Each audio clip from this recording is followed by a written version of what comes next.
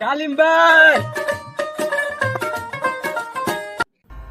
ডালিম ভাই, কাকা অনেক রেগে আছে। কাল রাত থেকে তোমাকে খুঁজে খুঁজে হাঁপিয়ে গেছে। রাগ তো করবোই রাকিব, কারণ ভুল আমি করছি। তুমি তো শুধু একটা গাছ কাটছো, এর থেকে এতটুকু রাগ? না রাকিব, ওটা শুধু গাছ না, ওইটা কাকার 10 বছরের আদর ছায় আর স্বপ্ন, আর আমি ওইটার শেকড়ে কাটতে দিছি।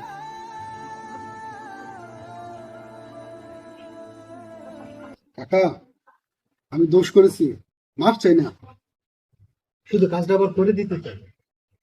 শুন বাবা, একটা গাছ কাটতে আরেকটা গাছ লাগিয়ে দিলে গাছ হয় সত্যি, কিন্তু সময়টা আর ফিরে পাওয়া যায় না।